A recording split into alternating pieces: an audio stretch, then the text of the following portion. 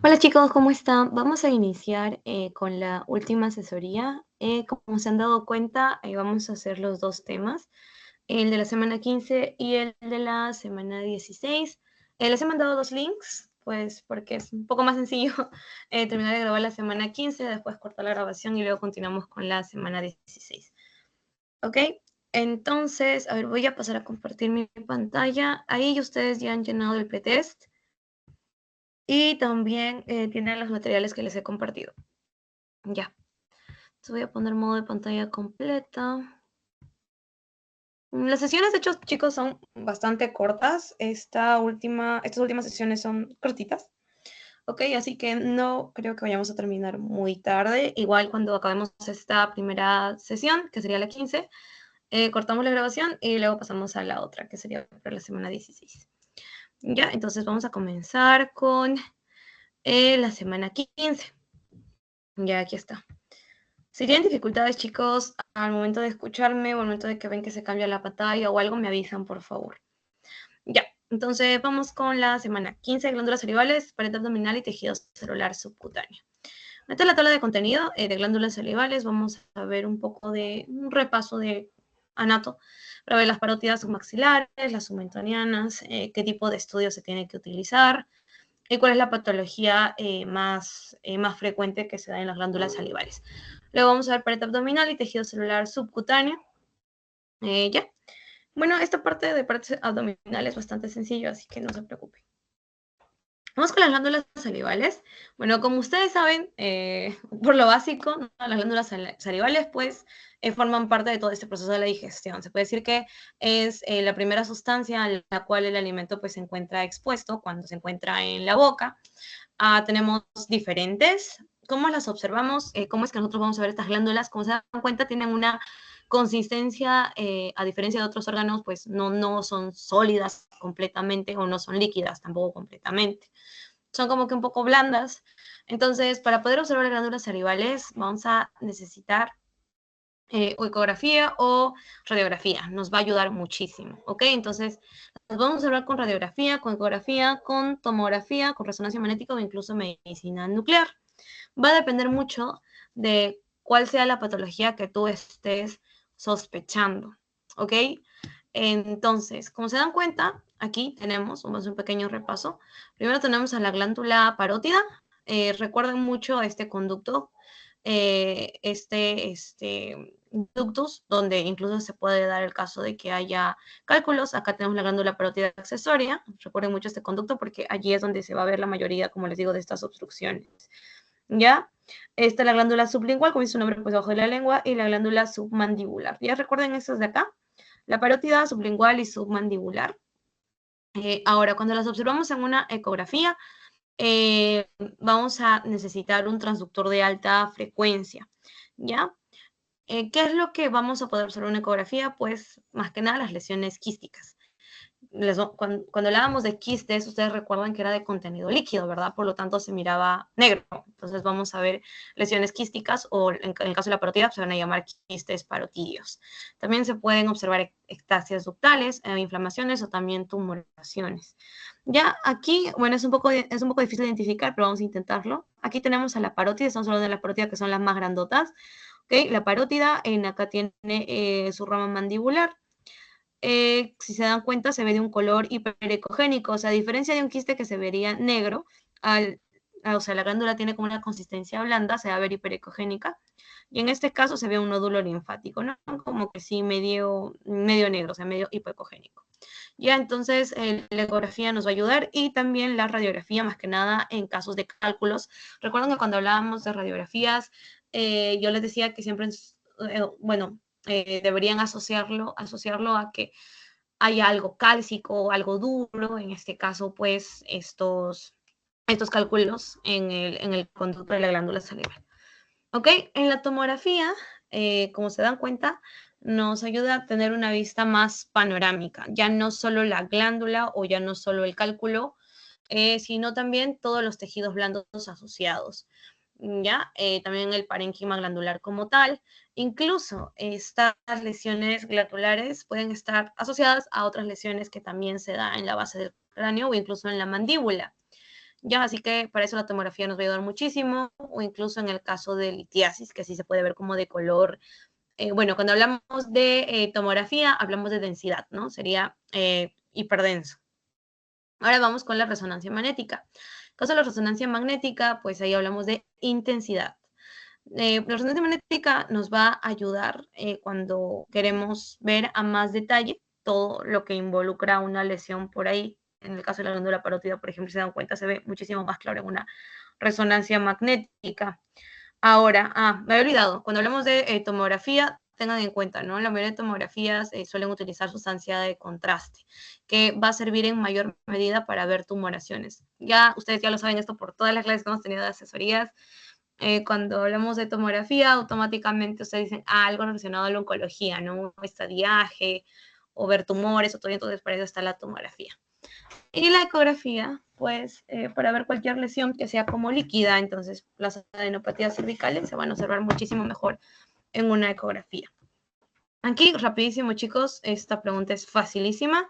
Ha sido una pregunta del semestre pasado. Dice, ¿no? El siguiente estudio de glándulas salivales, ¿a cuál corresponde? Es fácil, ustedes ya saben, se identifica rapidísimo. Si lo ven, si ven todas las estructuras a detalle o incluso se dan cuenta que acá en el cráneo, bueno, no se ve tanto, pero ven como si fuese un anillo. Recuerdan que cuando habíamos visto las primeras clases de inducción, les había comentado que para que diferencien tomografía con resonancia, un tip era como que la resonancia el cráneo se veía como un anillo. Pues igual, bueno, ahí está. Entonces, en este caso estamos frente a una resonancia magnética. Está facilísima, porque automáticamente te das cuenta que es una resonancia, ¿no? Y ya en acá te dice de que es glándulas salivales de frente. Entonces, es una resonancia magnética en corte coronal. ¿Se recuerdan de los cortes? En acá vamos a dibujar una personita, ya más o menos como para que ustedes recuerden otra vez. Cuando hablábamos nosotros de cortes, recuerdan que les había dicho que ustedes le ponen como una corona y harían como que esa corona le corta, algo así. Entonces va a ser el corte coronal, ¿ya? Para que nunca se olviden de ese tipo de cortes. Es un corte coronal.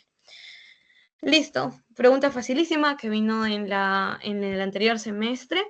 Ahora, cuando hablamos de las radiografías, no va a ser tan sencillo que nosotros, tomamos la radiografía y vamos a ver el conducto o vamos a ver la glándula salival.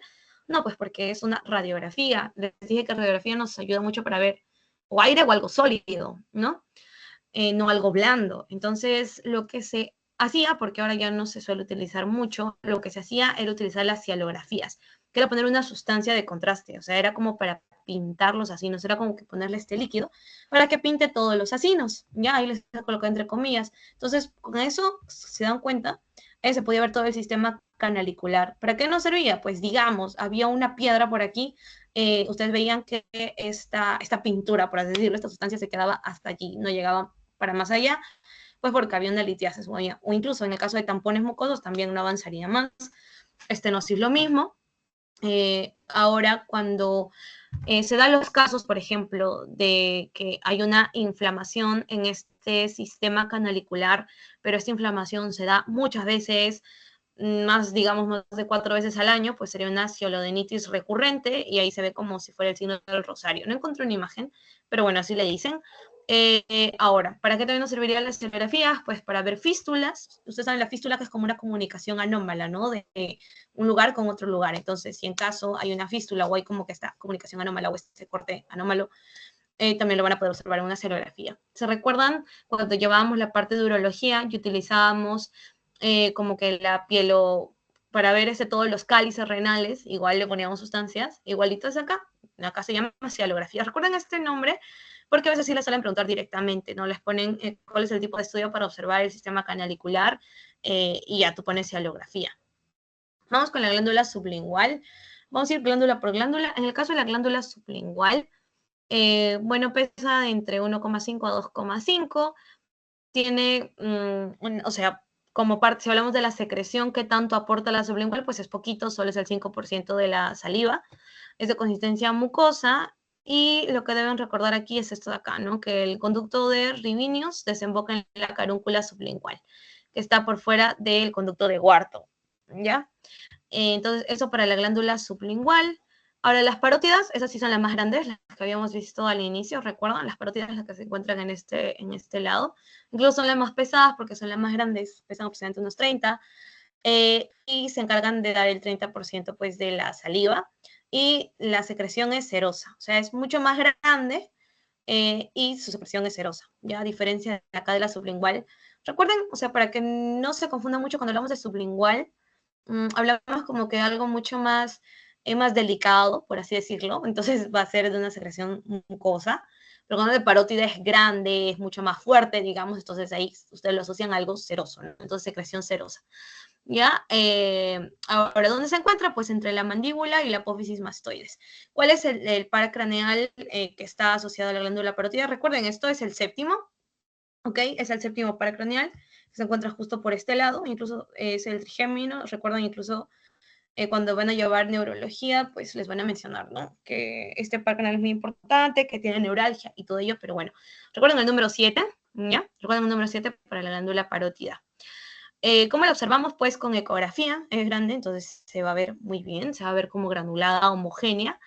Y en la resonancia magnética, si utilizamos contraste, también se va a poder observar en la, bueno, en el estadio T1, ¿ok? O sea, ¿se recuerdan que había dos tipos de formas para ver una resonancia? Estaba en T1, en tiempo T1 y en tiempo T2, entonces en T1 también se puede observar, y en acá, por ejemplo, tienen una en T2. En acá, lo que pueden ver son las parótidas, se ven grandísimas. Aquí está el espacio parotídeo, ¿ok?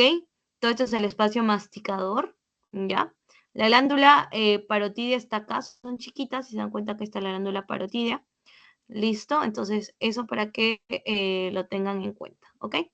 Entonces, vamos con la siguiente diapo, que hablamos de la submandibular.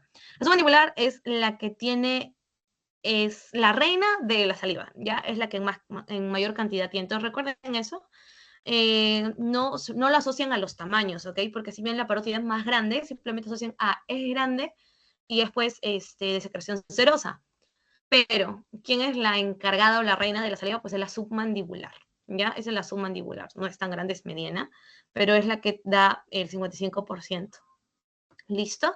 Se encuentra en la sala submandibular, tiene su conducto de Wharton, que desemboca en la carúncula sublingual. ¿Cuánto mide este conducto de Wharton? Pues mide unos 4 centímetros aproximadamente. Ahora, ¿con qué nervio se asocia? Pues con el facial y con el hipogloso. Y esto es lo que puede darse, ¿no? En el caso de la bueno, en el caso de la submandibular, ¿por qué es importante el conducto de Wharton? Pues porque se puede dar como una obstrucción en este conducto y además es un poco grande, ¿verdad? ¿Y dónde vas a poder observarlo? Pues en una cialografía. Aquí puedes ver cuando hay una cialolitiasis, o sea, quiere decir que en este conducto pues se ha metido, hay una piedra o hay algo sólido, una cialolitiasis. Ya, entonces, ¿con qué la vemos? Con una cialografía.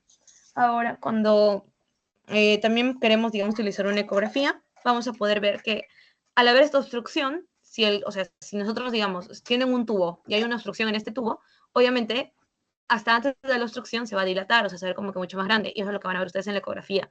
El conducto de Wharton va a estar dilatado, y además van a ver una imagen hiperecogénica, que es la piedrita, y con una sombra acústica posterior. Recuerdan que cuando hablamos de ecografía, para ver si era sólido o líquido, nos ayudaba mucho la sombra y el refuerzo. Para hacer un recordatorio nada más, cuando es líquido es el refuerzo, ¿verdad? Es el refuerzo. Pero cuando es algo sólido se ve una sombra, ¿no? Recuerdan la piedra y la sombra y el patio, entonces ya cuando ven algo sólido hay una sombra acústica posterior. Entonces, en acá están viendo su sombra acústica posterior de esta piedrita. ¿Qué patología podemos tener cuando hablamos de todo este conducto? Pues hay patología inflamatoria, ¿no? Que se puede inflamar, por eso se llama cialodenitis. También tenemos la cialosis. Adenitis, ustedes saben que itis es inflamación, ¿no? Entonces, antes de la inflamación, pues primero vendría una cialosis. Ya, una cialosis, que en este caso, como todavía no llega a inflamación, pues va a ser indolor, o sea, indoloro y puede ser bilateral. Usualmente se da en las parótidas porque es una glándula grande. Hay diferentes causas de cialosis, muchísimas, de hecho, está la malnutrición, la cirrosis, en fin.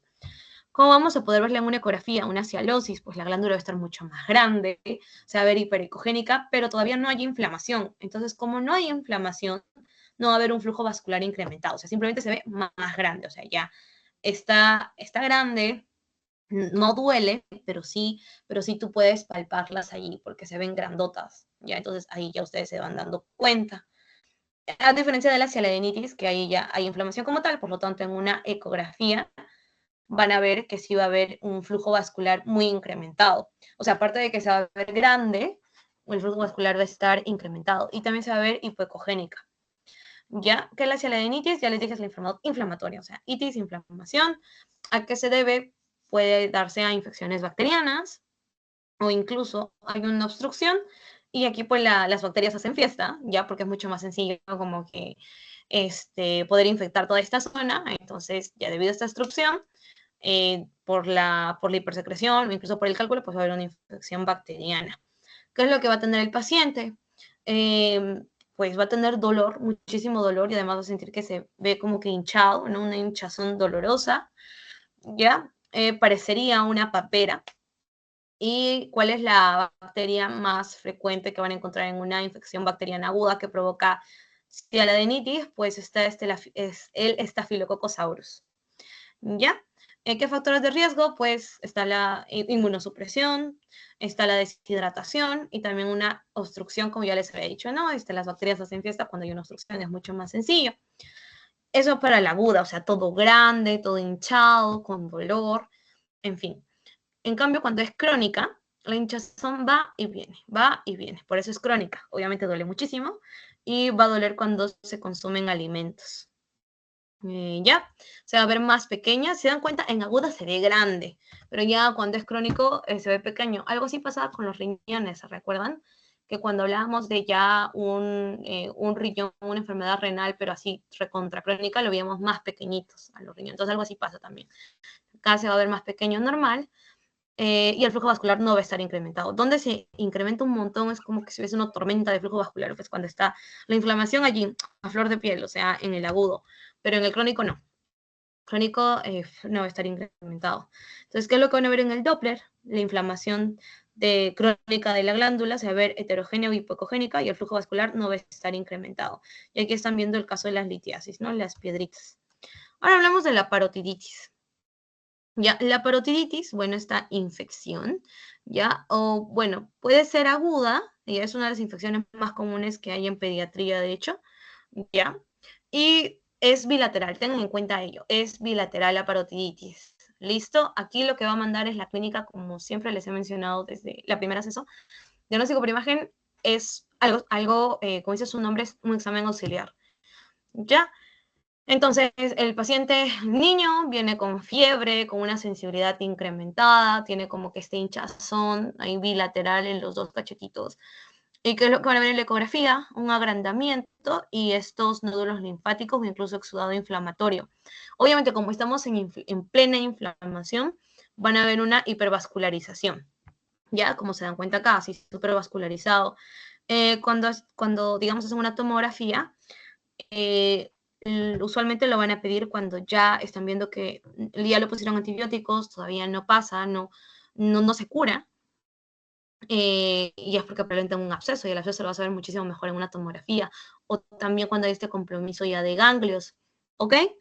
Entonces, eso. Ahora, ¿también se puede utilizar tomografía con contraste? Sí. También se puede utilizar tomografía con contraste. En el caso de la resonancia magnética, pues igual, van a ver grandes, heterogéneas, no se va a ver muy bien el intersticio o el componente ductal, pero dependiendo en cuál de las secuencias lo vean, pues se va a ver o hipointensa o en T1, por ejemplo, y en T2 se va a ver alta. Y entonces la parotiditis, recuerden eso, la clínica más que nada, un niño que viene con fiebre y que viene con una sensibilidad incrementada y que va a ser bilateral. Ahora, ¿qué pasa cuando es crónica? En las crónicas ya no necesariamente solo por una infección, también puede ser algo, o sea, de manera recurrente le está dando, pues porque ya tiene una patología de base que disminuye el sistema inmunológico. O también puede ser algo de una causa autoinmune. Muchos episodios de cialidinitis al final podrían provocar esto de manera crónica. O muchos periodos de parotiditis recurrentes, pues provocan que igual sea crónica. Como ya es crónico, va a haber una atrofia, ¿ya? ¿Y qué es lo que van a ver en una ecografía, por ejemplo? Son calcificaciones, varias calcificaciones, y en la tomografía igual, van a ver las calcificaciones, y obviamente la atrofia, ¿no? Como ya es crónica, lo mismo que les decía para con el riñón, incluso cuando veíamos la anterior patología, ya cuando es crónico, ya todo se atrofió y se va a ver mucho más pequeño. ¿Listo? Ahora pasamos con la litiasis en los conductos glandulares, la cialolitiasis. Es frecuente que se dé en la submandibular, ¿ya? Puede tapar de manera completa o parcial. Se dan cuenta que están haciendo una cialografía, ¿no? Como que están queriendo pintar y acá hay una obstrucción y ahí se detiene, ¿ya? Entonces, pero eso sí, lo malo de una cialografía es que, o sea, tienes que poner sustancia, básicamente, ¿no? Lo bueno es que ves casi el 50% de la cialolitiasis y por lo tanto es considerado el método estándar, la cialografía, ¿ya? Ahora, en cuanto a la ecografía, ya la ecografía no es invasiva, pues es más chill porque no necesitas meter ninguna sustancia ni nada. Entonces sí, la puedes usar de primera mano. Sin embargo, si quieres ver de mejor manera dónde está la obstrucción, pues nos va a ayudar la cialografía, ¿ya? O también podría ser una tomografía, ¿no? Para que veas exactamente dónde se localiza sin necesidad de que pintes los ductos, por así decirlo. Ahora, un datito extra nada más, porque vino en una pregunta de un examen pasado, si no me equivoco, que es la ránula, ¿no? Que se da en los niños, que es como este quiste que se da en la glándula sublingual, ya que puede ser simple o también puede ser dividido. Y bueno, se da cuando hay una ruptura del conducto de la glándula porque hay un trauma previo, o sea, hay como un golpe, un trauma y ahí ocasiona que se rompa este conducto de la glándula y se da la ránula. Ya, como lo observamos en tomografía, pues es un fluido hiperintenso sublingual y en acá, ¿no? En acá. Entonces, la ránula sublingual. Listo. Ahora, antes de pasar ahora vamos a poner descartar. Quiero ver cómo vamos con el tiempo, vamos bien.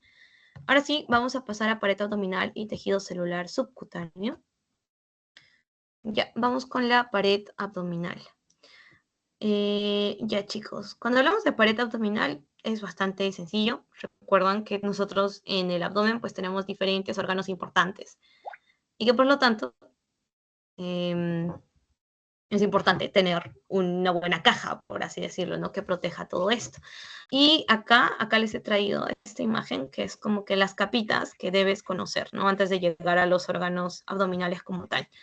Les recomiendo que se aprendan esto porque suelen preguntar mucho eso, más que nada cuando ya van a estar en cirugía, o incluso cuando ya sus doctores les hagan pasar a sala y estén allí haciendo el corte y tal, les van a preguntar, ¿no? ¿Qué capa es esta? ¿Qué capa es esta? Y pues tienen que responder. ¿No? Entonces, ya saben, tienen a la piel, tienen bueno, obviamente el tejido celular subcutáneo, ¿no? De bajito, ya, pero dependiendo, ¿no? Está la fascia de Camper, luego está la fascia de Scarpa, y aquí vienen estos músculos. Recuerden que está primero, o sea, el mayor, luego está el oblicuo menor transverso y luego está el recto anterior. O sea, el que está mucho más adentro es el recto anterior, ¿no? Acá para que los puedan ver. ¿Ya? Después de los rectos, pues están los oblicuos. Ya está el oblicuo menor transverso y el oblicuo mayor que está como que el más encima. Entonces, la capa muscular.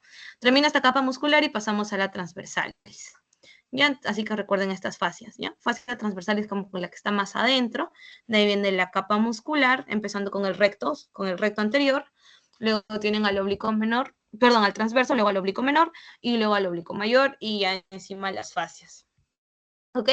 Entonces, eso en cuanto a la pared abdominal. Entonces, ahí está, ¿no? La piel o la grasa, tejido celular subcutáneo, están los músculos, está la fascia transversalis, que ya es la última, la de adentro, y está el peritoneo, luego la grasa peritoneal. Ya, ahora, ¿dónde se da esta caja, por así decirlo, donde tenemos ya todo este armamento completamente armado? Pues está desde la sexta semana, que es donde se da la diferenciación del mesodermo, y en la semana 12 se cierra la pared abdominal. Esto es muy importante que lo tengan en cuenta, ya que va a haber patología asociada, ¿no? A que durante el desarrollo embriológico, pues no se cierre bien y ya van a ver la patología que les voy a mostrar al final. También recuerden acá los límites, ¿ya? De la pared abdominal. ¿Cuál es el límite superior? Y el inferior, arriba, pues está la apófisis sifoides y los bordes costales. En el inferior, pues están, recuerden siempre los ilíacos, ¿no? Los huesos ilíacos en la parte superior. Ahora hacia atrás, obviamente está pues la columna vertebral. Y ahora, ¿qué estudios vamos a utilizar? ya habíamos visto en una de las sesiones todos los estudios que utilizamos para ver la patología abdominal. En primera instancia siempre pedimos una radiografía, ¿no? Entonces sí, pues ahí tenemos en la radiografía para tener una visión panorámica inicial y para descartar alguna patología intraabdominal. Ya la tomografía es mucho más detallada. También podemos utilizar una resonancia magnética o también una ecografía. En la ecografía, como estamos queriendo observar solo lo de encima, o sea, la pared abdominal, vamos a tener que utilizar un transductor plano. Y aquí viene la pregunta. Bueno, esta pregunta no se relaciona directamente con pared abdominal, pero recuerdo que no la puse cuando vimos patología abdominal, así que ya voy a aprovechar ponerla ahora para que también ya se les quede bastante claro. Entonces, ¿cuál es el examen radiológico de aparato digestivo delgado, constancia varitada oral? Es así, al toque se las dicto, ese se llama tránsito intestinal, ya es como que el estudio de tránsito intestinal. Se las he traído porque me había olvidado de colocarlas en la anterior, cuando hice patología abdominal. Bien, ahora sí, cuando hablamos de la pared abdominal, ya recuerden estas tablitas, porque obviamente es mucho más sencillo que ustedes puedan identificar cuando hay una patología abdominal como tal, ¿no?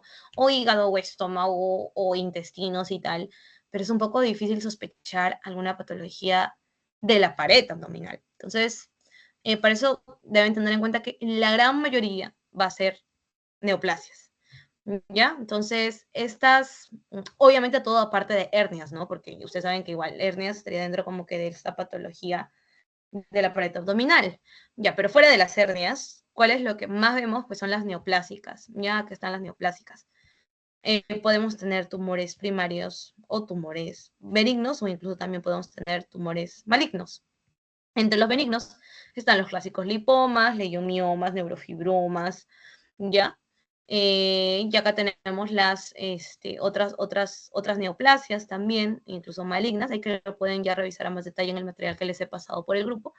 Y ahora, si no son neoplásicas, o sea, ya está bien, las más frecuentes son las neoplásicas, pero algo no neoplásico que yo pueda encontrar también en pared abdominal, que podría ser pues estas, ¿no? Puede haber infección, celulitis, abscesos, o incluso puede ser alguna causa traumática, algo inmunológico, algún hematoma, un granuloma de sutura, un quiste de inclusión, o incluso endometriomas, una fascitis nodular. Entonces, esos chicos para que le den una leída. No suelen preguntar mucho eso, como que cuál es la patología neoplásica, no, pero sí sería importante que le den una chequeada, ¿no? Porque cuando van a estar evaluando pared abdominal, deben saber cuáles son los diagnósticos diferenciales. Aquí están las tumoraciones. Dije que neoplasia es lo que más se ve. ¿Cuál es el benigno más frecuente? Son los lipomas. Ya son los lipomas que son como, literalmente chicos, son de una consistencia como si fueran grasita.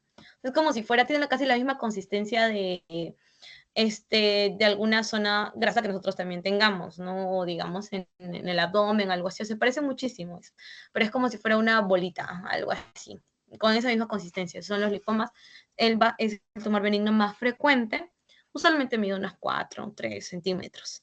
¿Ya? Entonces, eso. También tenemos a los fibromas, que son los benignos, ¿ya? Que se puede dar pues en la piel, en el tejido celular subcutáneo, en el músculo o en la poneurosis. Igual es benigno, ¿no? Por lo tanto, no tiene metástasis ni nada. Entonces, un fibroma también es lo que podemos encontrar. También están los neurofibromas, son de origen desconocido, se asocia pues al nervio periférico, ¿ya? Entonces, fibroma, neurofibroma y los lipomas. ¿Cuál es el más frecuente? Recuerden eso, los lipomas. Ahora, aquí están los malignos, también pueden afectar la pared abdominal. Están los linfomas, los leiomiosarcomas, está el schwannoma, el tumor maligno de la vaina nerviosa periférica, y que nunca falten pues las metástasis. Igual solo para que los recuerden, chicos, no suelen preguntar mucho eso tampoco. Ya, pero sí tengan en cuenta que tenemos patología benigna, maligna, la más frecuente son las benignas, y en su mayoría pues están los linfomas allí. Ya, los linfomas, perdón, los lipomas allí. Ahora vamos con los abscesos abdominales, o sea, son estas colecciones de pus, en términos sencillísimos, donde la vamos a ver pues en una ecografía. ¿Ok? Ahí tienen un absceso abdominal. Bueno, ya para finalizar, chicos, tenemos datos extra que es para la gastrosquisis y el onfalocele. Nada, es muy sencillo. El onfalocele es cuando hay un saco que va a cubrir, o sea, hay como una herniación, hay una protrusión de toda esta cavidad abdominal ya, pero tiene como un saquito. En cambio, la gastrosquisis es cuando no tiene ningún saquito. Nada más recuerden eso, ¿no? La gastrosquisis es como que se ve más fea, porque es como que ven todos los intestinos afuera y tal. En cambio, en el onfalocele aún mantiene su saquito. ¿Listo? Entonces, eso. Ahora, bueno, algo curioso que comentarles, nada, es que pues la gastrosquisis es como que la que más chance se podría decir de supervivencia tiene que la onfalocele. A mí también me pareció curioso, yo pensaba que la onfalocele pues porque tiene su saquito y tal, pero no, la que es más, o sea, la que tiene más posibilidad como que de sobrevivir y así es la gastrosquisis. Ya, recuerden eso, la gastrosquisis no tiene ningún saco, ya que le tape, o sea, simplemente se sale todo el contenido. En cambio, la onfalocele sí tiene su saquito. Eso.